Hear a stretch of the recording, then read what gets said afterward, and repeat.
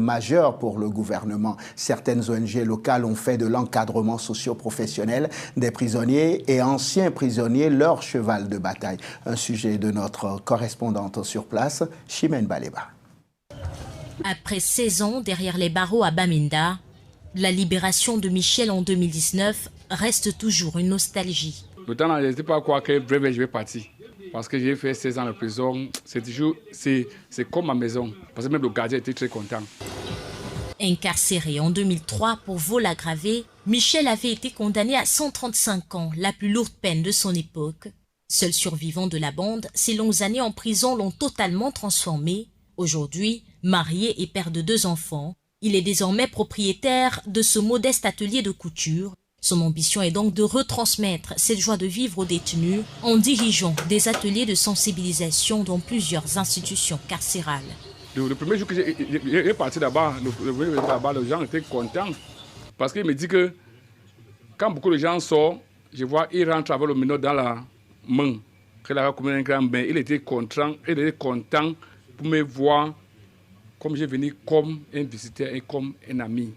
Michel fait partie de ces 5000 prisonniers et ex-prisonniers âgés entre 15 et 35 ans qui sont appuyés par l'association locale Youth Connect. L'organisme dirigé par Christian Lequet organise dans au moins 8 prisons des ateliers de formation aux petits métiers, entre autres l'artisanat, la mécanique et l'agriculture.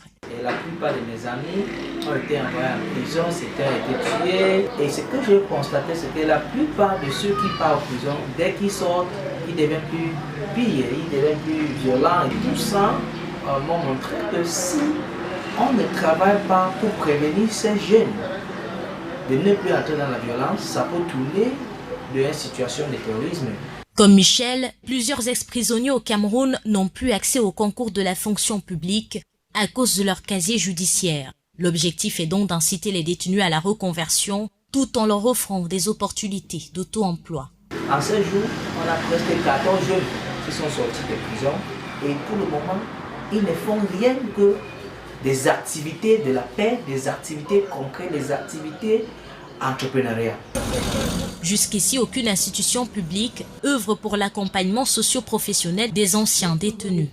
Néanmoins, le service d'action sociale auprès des institutions pénitentiaires joue le rôle de médiateur entre les prévenus et leurs proches, tout en veillant à leur soutien psychologique. On amène les parents ou alors la famille à comprendre l'infraction que l'enfant a commise ou alors même l'adulte. Et on est dans la période de juge lorsque peut-être quelqu'un est innocent, même si quelqu'un a commis une infraction, le juge ne connaît pas son problème. C'est-à-dire, le juge ne connaît pas comment il a grandi.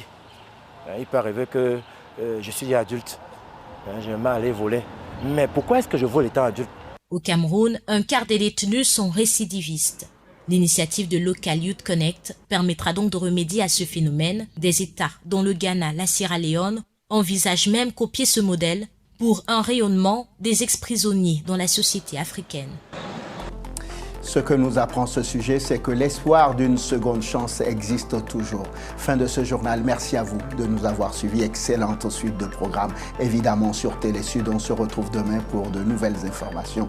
D'ici là, portez-vous bien. À demain.